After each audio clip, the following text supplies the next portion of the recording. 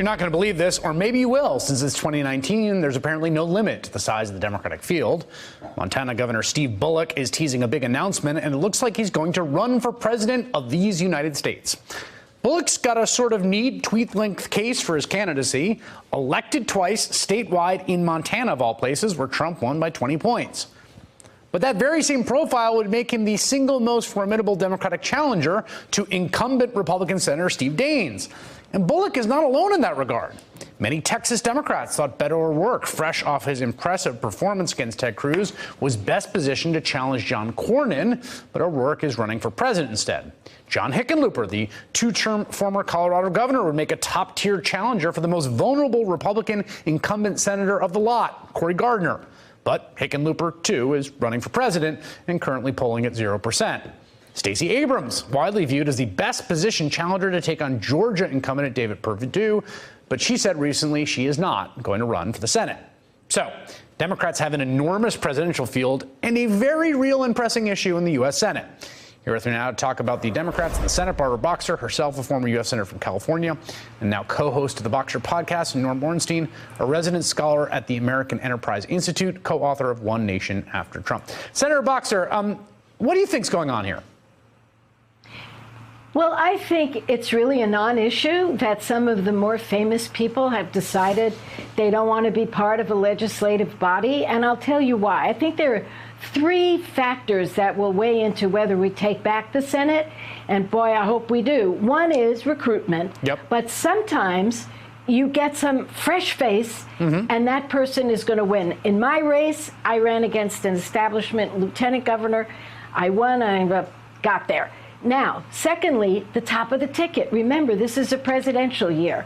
So if there is a huge amount of enthusiasm, our candidate can get in. And lastly, unique to this, the Senate has turned into a legislative graveyard.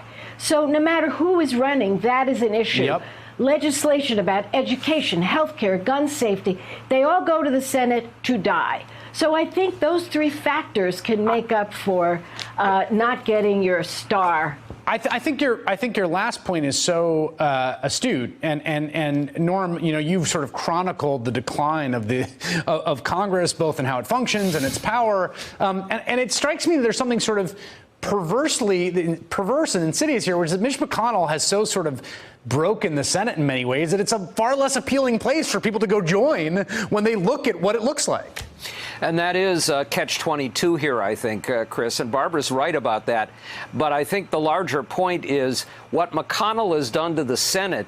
If he continues to have that role, and I'm sure hoping that Amy McGrath will run against him. He's up this time and has an extremely low approval rating. But if he is still the majority leader of the Senate, and you have a Democratic president and a Democratic House, you're going to see a hamstrung president in a whole host of ways. The majority in the Senate is on a par with its importance in terms of the presidential election.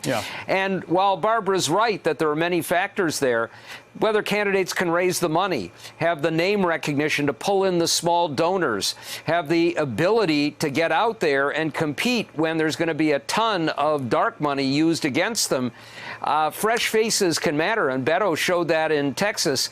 But you sure hope you have the A-list candidates running in the races where Republicans might be vulnerable, but may not be if there's not a top contender. Senator, someone was pointing out to me that the timelines here are a little different, too. The presidential people start much earlier. They have much more money to raise. The debates start. I mean, Cory Gardner didn't announce that he was running back in 2014, I think, until March of that year.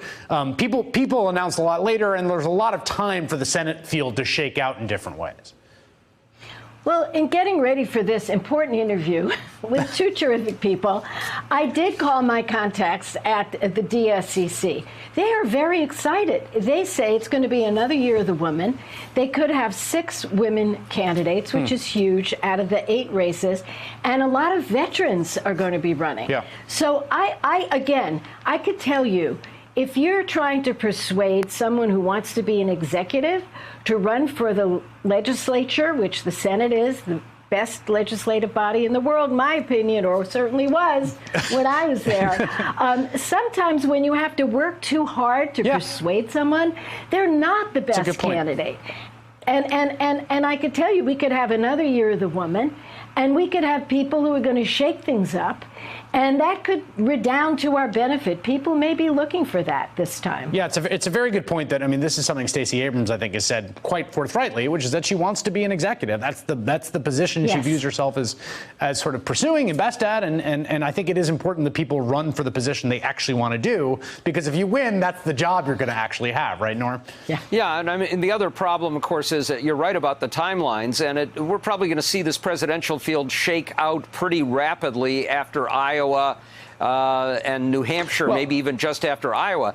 But if you flame out early as a presidential candidate and then you decide you want to run for the Senate, your brand is pretty much devalued at that point, too. So it's a tricky place to be. Well, Senator, let me ask you this. We got the polling averages so far. They show that right now Joe Biden is the clear front runner at around 40%. After him comes Bernie Sanders. And then there's a few Elizabeth Warren, Kamala Harris, and Pete Buttigieg who are sort of clustered there. And then you've got, a dozen people with, in some cases, sterling and impressive resumes who've done all sorts of interesting things in their life who are polling at 0 or 1%. As a politician yourself, as someone who's made these calculations, like, how long do you view this field staying this big? Well, I just think because of the way the Democratic Party has set it up, certain people are going to make it to the debate stage. Certain people are going to qualify. So I think pretty much the debate stage is one key. If you can't get on that national stage, it's really hard. Yeah, that's a good point. That's like the first hurdle. If you don't get over that hurdle. I think it's tough. And I also think, you're not that spoiled of a candidate if you have a Joe Biden in there who is so taking off. And listen, most experts didn't expect that, as I pointed out a long time ago, but he is. And if that continues, it's not a shameful thing that, you couldn't make it. You could change your mind. But the Senate's not a consolation prize. It's an important, critical place to be. Norm is right. It's essential. So we have to work to take it back. And I think all of these factors are going to weigh in addition to just who the candidate is. There could be a national backdrop that just says vote blue. We're in chaos. We're in chaos. We will say Barbara Boxer and Norm Ornstein, thank you so much for sharing your thoughts. Hey there, I'm Chris Hayes from MSNBC. Thanks for watching MSNBC on YouTube. If you want to keep up to date with the videos we're putting out, you can click subscribe just below me or click over on this list to see lots of other great videos.